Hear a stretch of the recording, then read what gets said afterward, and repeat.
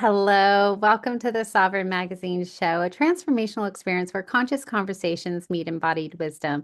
Each episode invites visionary healers, thought leaders, and change makers to share their journeys of awakenings, offering listeners practical tools and soul stirring insights to reclaim their inner authority. We have the incredible Abby Teixeira back for the Cycle Breakers Sacred Boundaries series. And if you missed episodes 1 through 3, please go back. We've talked about everything from healing our inner child while being parents and also sacred grief. So today we're going to be talking about addiction, numbing, and the return to self. So Abby, why don't you go ahead and introduce yourself for those who aren't familiar with you? Yeah, definitely. I'm so excited to be back. Our conversations continue to just be so juicy and so life-giving. So I'm a trauma recovery coach and a feminine leadership mentor. I'm also a speaker, I'm a writer, and I'm a mama of four. I work primarily with cycle breakers, so cycle breaking women and femmes, especially those who are healing from trauma, addiction, and survival-based identities. And so these look like healers, coaches, creatives, and leaders who really know that they're meant to be here to use their voice in a bigger way, but find themselves holding themselves back because of, numerous things like fear, self-doubt, perfectionism, invisibility wounds, people pleasing, and really just the stories that they've inherited about who they are allowed to be. And so I truly believe that your medicine is in your story and in your voice. It's just about getting it out there, right? And so this series, we've been really diving deep into what it looks like to be that cycle breaker, to be the truth teller, the one that comes forward and speaks up and names the harm, all of those things. And yeah, I'm really excited to dive into addiction and numbing because that's a personal story for myself. I'm also a survivor of complex PTSD, and I'm in recovery for addiction for almost 12 years now. So this topic is definitely my jam. Mm. It is my jam as well because I have realized through all of our conversations that I have an addiction to food. And Mm, so it doesn't have to be the big, scary drugs, alcohol, sex, those types of things. mhm, It can also be something that, is something you have to do every day, which is mhm. eating, right? Yeah. And so, why don't we start off by defining or helping those recognize when we might be numbing or when we might be using something as a way to numb? Yeah, I love that you brought up about just kind of what comes to mind when we think about addiction, right? Like oftentimes we think about substances, right? Like especially alcohol, drugs, that kind of a thing. But addiction can really come in so many different forms and shapes and ways. And really, my story was that addiction was really not the problem. It was what the solution that my nervous system really found to survive the pain that I did not know yet how to face.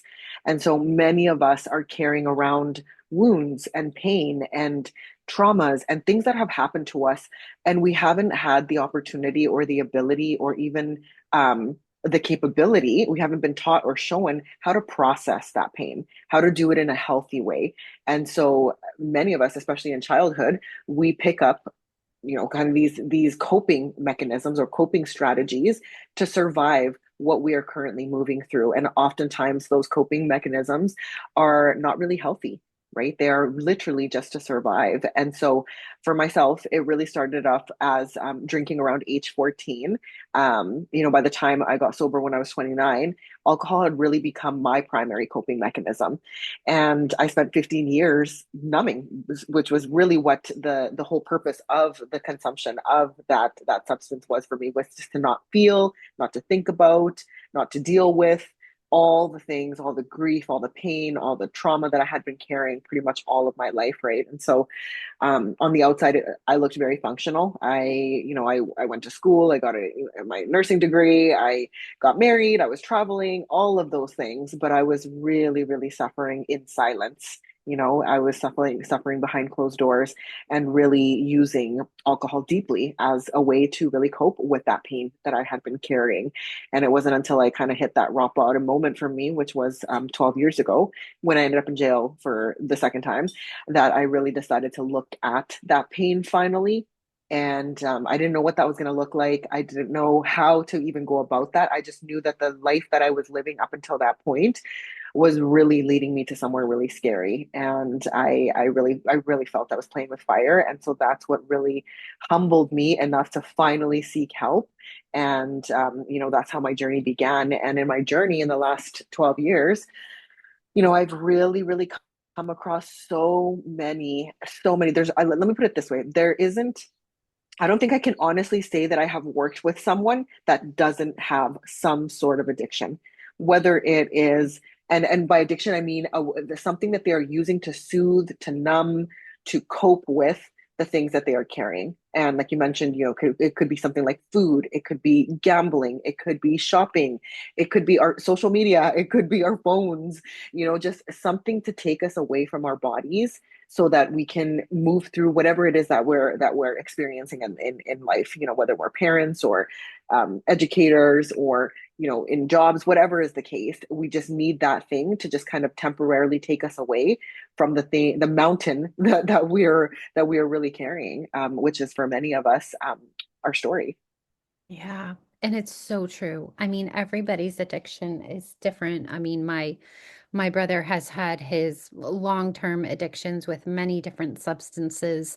Like I said, mine is food, and I think mine comes from a space of like lack and scarcity when food wasn't available. And, Mm. it comes with this level of discomfort. So it is my comfort to go to when I'm nervous or scared or stressed, whatever it is. That's the first thing I'm going to do is munch on something, right? And so I love that you were talking about the disconnection from ourselves because Mm. for me, that was the hardest part is to begin to Mm. reconnect to myself. 6 years Mm. ago, when I started on this journey, I didn't know the woo-woo world existed at all. Nobody in my world ever was woo-woo. I'm the first person. But I found it so absolutely fascinating, and I realized that disconnection. However, I didn't have anybody to say to me, really, like, you're disconnected. First of all, nobody told me Mhm. that, but these are the steps that you take, or this is what it might feel like. I had no baseline. And so for somebody who is saying, well, maybe I have an addiction to shopping, or maybe I have an addiction to Mhm. smoking, or whatever it may be, they're numbing in some sort of way. What do you usually recommend to your clients and how they can begin that reconnection process? Mhm. Well, like I had mentioned earlier, Um, when I removed the substance and I really got clear around kind of what was underneath that pain, what was the things that I was carrying, right? It really revealed to me there's a lot of childhood trauma. There was abuse, there was the shame that came with all of that experience, the grief, the loneliness, the complex PTSD. And something that I really want to name is that for many of us, when we finally come to terms that we are using something in an unhealthy way to really cope or to numb, um, you know, we can kind of tend to slip into that shame thinking that we're weak, right? It's because we're weak. Or I've even heard people say, oh, you have no willpower. Why don't you just stop? Those kind of things, right? And it wasn't that I was addicted because I was weak. It was because I was really hurting, right? And so, what is the source of the pain? Where is the hurt coming from? When we can finally uncover that, and obviously, there's a deep sacred process that for me personally, that I take my clients through to be able to uncover those wounds in a way that's not like re-triggering, that is like re-traumatizing, that kind of thing, but really taking the step back and with guidance, because I definitely did not do all this by myself. This was with a deep support, sacred containers, people who were incredible that came into my world that were able to help me see what was underneath the addiction and was able to help me name the pain that was beneath that. Once I was able to really name that, then we can break it apart, right? That's when we can actually start to look deeper and start to move through these things, and then we start to learn different ways to be able to cope with these things, because it's not like suddenly I remove the substance, suddenly all my pain and shame and all those things are going to be going away. They're not going to just disappear. And in fact, life has actually thrown at me even crazier things in my last 12 years than I would have even imagined. But the difference now is that I know that if I'm searching and seeking for something to numb, it's like an alarm bell kind of goes off for me, and I'm like, okay, what's happening here, right? I'm feeling some pain. What can I do here? That is actually like a strategy or a coping mechanism that's a healthy way of processing it, right? And so I think it's really important to kind of demystify and yeah, destigmatize, what addiction can mean to many of us, because it's a pretty powerful word when you hear addiction, right? It's an adaptation, it's not a failure. And I really want people to know that it's not a lack of willpower. It's not that you're making bad choices or you're a moral failure, those kind of things, because these are things that I used to tell myself, right? It really is an adaptation, it's a coping strategy, it's a survival response. And so it's about not questioning what's wrong with you, but instead asking, what happened to you? Hey, like, what's going on? What happened to you? Right? Rather than trying to pathologize and diagnose, like, what's wrong with you. Right. And so for me, that was like I mentioned, the childhood abuse, the living in fear, the walking on eggshells, the learning to disconnect from my body. And so kind of circling back to what you had mentioned, that too was a survival mechanism, to before the alcohol or the substance came into place. I used to deeply dissociate. That was a way to leave my body, to disconnect from myself, because I didn't feel safe with the emotions and the memories and the things that were coming up for me. And so alcohol became that relief, that escape, that temporary freedom at the time. And before that, there were other mechanisms that I actually had picked up that were not healthy, right? Eating disorders, violence, even, anger, like just like really dangerous kind of anger, those kind of things that I really like kind of, yeah, just kind of lean towards to get that temporary relief. But alcohol was the ultimate for me because it literally created, like, I would black out, right? So I wouldn't feel anything, think about anything, and even the next day, right? So it was that really powerful substance that allowed me to fully escape myself for that temporary time, right? And so the reconnection portion has been the work these last 12 years, is learning how to, first of all, reconnect with myself, start naming the things and the harm in a safe way, and then finding other things to replace these unhealthy coping mechanisms that I had picked up along the way. Mm. You talked about the pain, and Mhm, I want to ask this in a way that makes sense, but I think you'll get the gist of what I'm saying. mhm, When you stopped numbing, right? mhm, You obviously had to feel this pain on such a deeper level, but how were you able to train your nervous system from like saying these feelings are too dangerous for me to I need to explore these more because these are the medicines that my body needs, if you will. mhm. Do you see where I'm going with this? Yeah, yeah, Okay. yeah. I can think of this really powerful experience I had early on in recovery. And then so I'll share the story briefly and then what I took away from that and why this was so powerful for me. So probably year one or two into my healing and recovery journey, my grandmother passed away. And she was somebody that was very, very important in my life. I was very close with her. She was a very important person in my life. So, and she lived far away. She lived abroad, and it was sudden. It happened suddenly. So we were not expecting it. We were just shocked. And, it was one of those things that in the moment, I had no idea how I was going to move through that pain. Because not only was I in pain, but my whole family was. And watching my mom, whose mom that was, how she took that news was gut wrenching for me. And I remember vividly, it was my husband and I, it was just the two of us. We didn't have kids at the time. And we were in our condo. And I got the news and I talked to my mom briefly. She could barely even, kind of communicate what had happened. And when I got off the phone, I just felt this incredible pain, incredible pain. And I remember crying to my husband and saying, like, I need a drink. Like, I need a drink right now. And he just looked at me. And, it had been a couple of years at that time of my journey, right? And he's like, are you sure? And I was like, yes. Like, I said it like convictedly, And I remember I just started like sobbing uncontrollably. And he just held me. He just held me and supported me. And we fell asleep on the couch together with me sobbing in his arms, basically.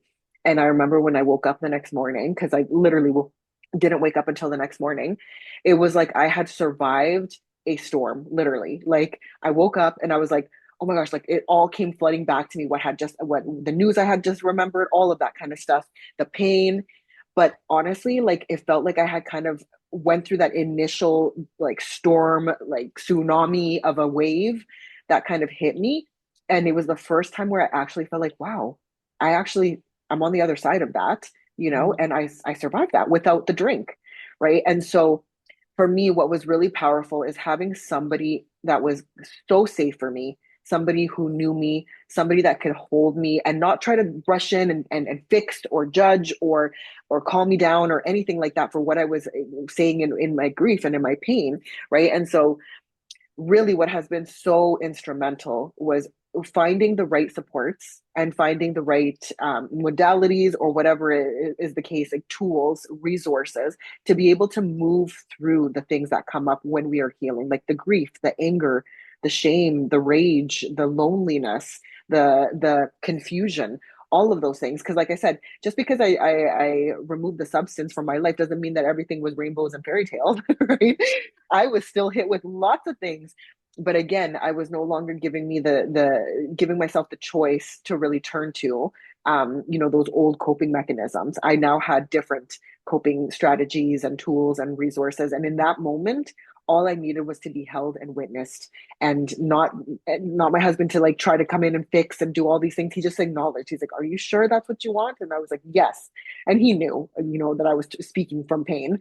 And he just held me, literally held me through that moment until that initial grief. And I could kind of think a little bit more clearly, the next morning, and I can make a better, more informed, more clear headed choice in that moment. Right. And so that was one example of how when these things come up, I could have chosen something different. I could have went to somebody who maybe I would have known that they would have given in to that. They would have been like, "Oh, that's what you want? Sure, here, let's have a drink together." That kind of a thing, right?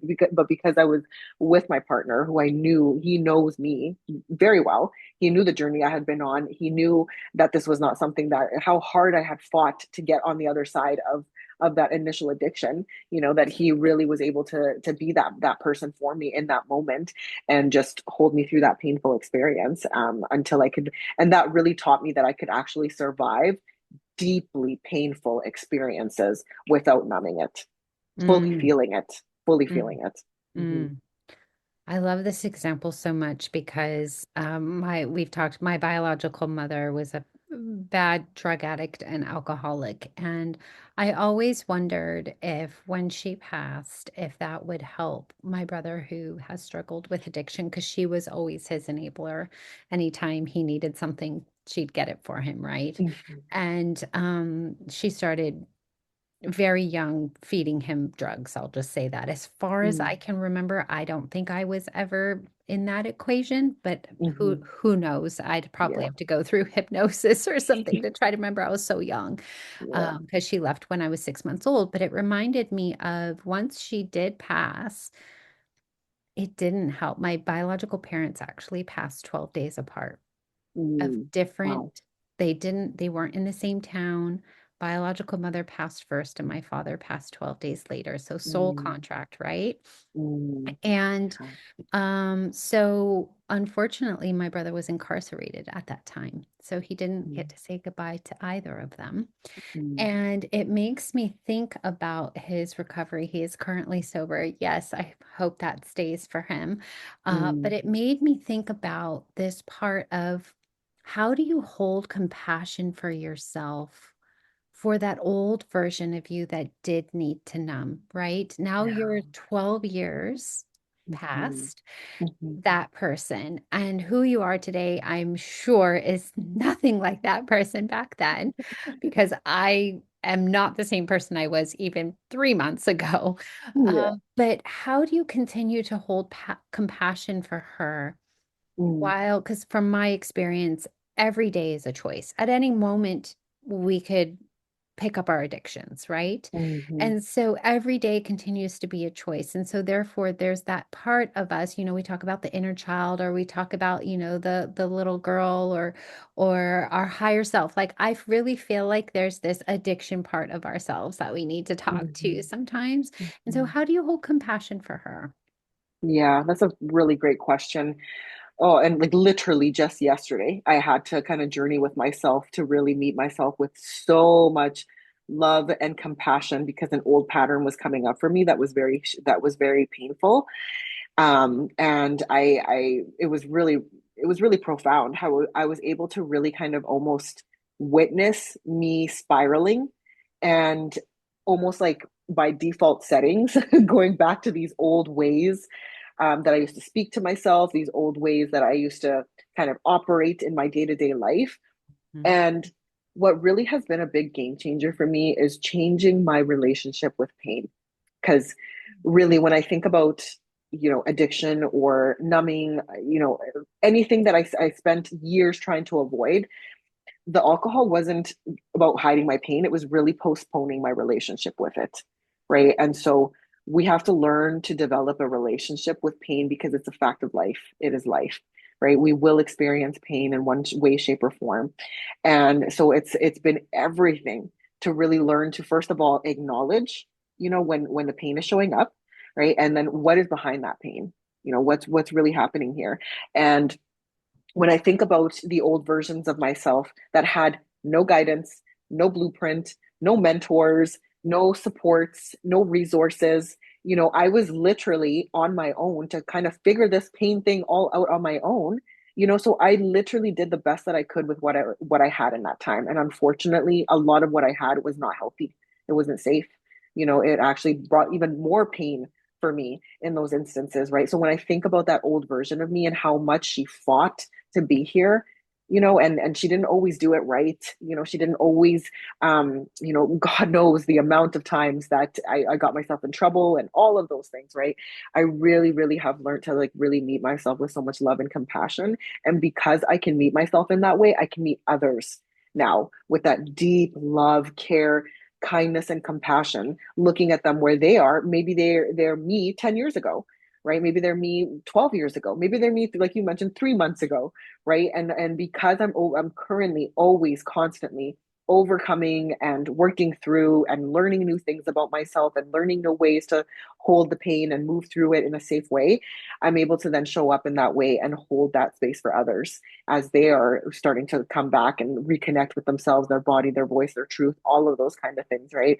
And I have a really, really beautiful healing relationship with the younger versions of myself, right? And where there was a time when I used to shame her and avoid her and all of the things. Now it's like, no, like I really appreciate it because if it wasn't for her and the things that she did in those times, I wouldn't be here. I wouldn't be here today.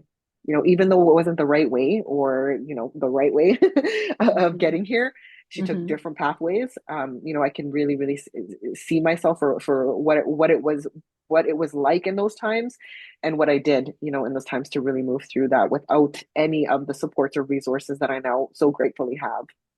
You said something so profound that will always stick with me now as this call is that you were postponing the pain. And that is so incredibly moving because Mm-hmm. that is exactly what's happening is the numbing doesn't take the pain away. It just postpones it for that moment in time. And then when the numbing is gone, it's still there. So when we do the work, when we make the time to invest in ourselves and heal those wounds, the wounds will still be there, but the pain may be just a little bit less, or you can alchemize that pain in a new way for something that is more presence that you choose instead of it being so hurtful. And I really appreciate that line so much because when somebody is in the addictive state, they think that they can't survive without the numbing, right? Mm-hmm. Mm-hmm. But what they're not realizing, and I always think about this because somebody said it to me before. If you stuff down pain and you think of it like a little buoy in the water, if you push it down, it pops right back up again, right? It's the same type of concept. It's going to pop back up and it's probably going to be much more ugly than the last time because it really wants to be seen and heard. And so I always think of my pain like that because you're right. It just postpones it when we're not looking at it. And Mm-hmm. one thing I have learned from my brother is he said to me one time when he was sober previously, he said, nobody can help me. I have to want to help myself. And that relieved the pressure from me of like, I can be supportive. I can do all the things that I would normally do, but it's ultimately up to him to make the choices, right? Mhm. And if he wants to postpone the pain, then he can, right? And that's Yeah. his choice. And I don't have a say in that. And so as we start to part ways today, do you have any closing statements that you would like to say to somebody who might be watching? Yeah, absolutely. Like I mentioned earlier, recovery isn't a destination because I'm not, I can't stand here and say I'm fully recovered because I'm not. I'm constantly healing. I'm constantly recovering. It really is the relationship, right? So do I choose myself today? Do I choose regulating my nervous system? Do I ask for support? Do I honor those emotions? Right. And really we talked about this a lot today. We can't heal what we continue to numb. And so it's always going to be there, whatever it is that we are trying to numb, trying to run away from, trying to escape, it's going to be there. Right. And so if you're listening today and you're struggling with addiction in any form of numbing, I just really want you to know and take away from our conversation today that your coping mechanisms are not proof that you're broken. They're really evidence that you've been trying to survive. Right. And healing really begins the moment that you start to realize that you deserve more than just survival. You deserve to thrive. And there's so many of us out there who are truly thriving through the survival, right? And that, yeah, we do recover. There is hope. And yeah, I'm more than happy to always have a conversation like this with anyone who's struggling. I love that. Well, if you want to connect with Abby, she's in our community, community.sovereign-magazine.com. All her details will be in the show notes. We're going to be back for some more. What will we be talking about? Oh, women of color in recovery, reclaiming space in healing worlds not built for us. I wouldn't say us, meaning me, but for women of color, my daughter is mixed, so that includes her, and it's a deep topic Beautiful. for me. So definitely come back if you're liking these episodes. Definitely hit that button as we appreciate that. And we will see you on the next one. Thank you so much for being here. Thank you.